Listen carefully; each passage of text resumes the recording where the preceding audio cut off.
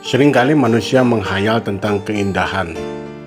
Bahkan hayalan itu ada juga yang menjadi kenyataan, yang mereka gambarkan di dalam pikiran dan angan-angan.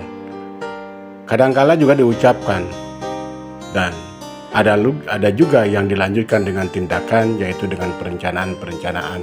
Bahkan dengan membubuhkannya dalam bentuk coretan-coretan dan gambar-gambar atau lukisan. Pendek kata bahwa alam itu ternyata tersimpan juga dalam alam ilustrasi atau alam pikiran, atau juga mungkin disebut dengan alam bawah sadar. Alam bawah sadar berarti di luar kesadaran, bahwa ada kekuatan lain yang bisa mendorong manusia untuk bisa mewujudkan sesuatu yang tadinya disebut ilusi atau ilustrasi menjadi sebuah perwujudan atau kenyataan yang bisa dideteksi dengan panca indera oleh penglihatan, pendengaran, perabaan, dan lain sebagainya. Ada juga yang hayalan itu cuman hayalan. Mereka cuman berada dalam lamunan-lamunan dan ilustrasi tanpa direncanakan, bahkan berlalu begitu saja tanpa ada akhir yang jelas. Hayalan-hayalan ini sering membuat manusia menjadi galau atau manusia menjadi tidak pasti, dan ketidakpastian inilah yang membuat manusia menjadi ragu.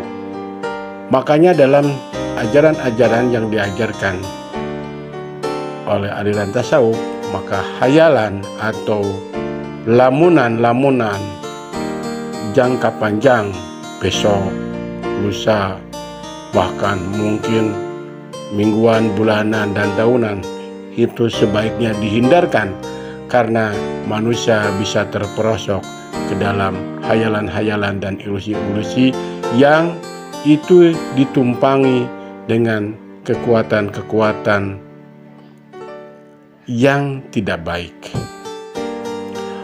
Manusia hendaknya menyadarkan dirinya pada aturan-aturan yang telah diterimanya dalam kehidupan sehari-hari. Alam sendiri sebetulnya sebagai gambaran manusia untuk bisa menyesuaikan dengan lingkungan, apakah itu tumbuhan, air, tanah, dan lain sebagainya.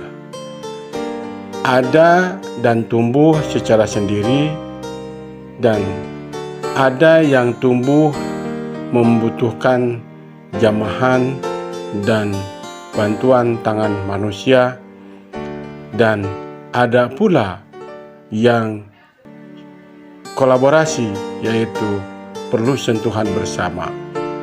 Sebetulnya alam seperti tumbuhan, dia memberikan manfaat yang besar bagi manusia.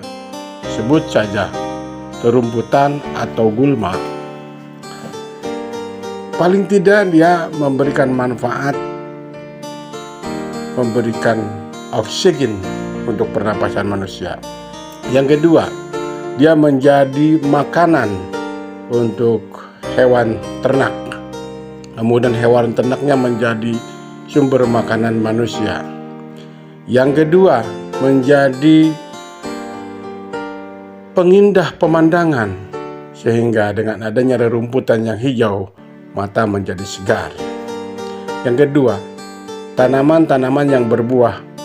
Di samping dia memberikan suplai oksigen terhadap pernapasan manusia, juga dia sebagai alat atau makhluk penduh ketika manusia di dalam kepanasan. Yang kedua, sebagai penyimpan air yang diturunkan dari atas.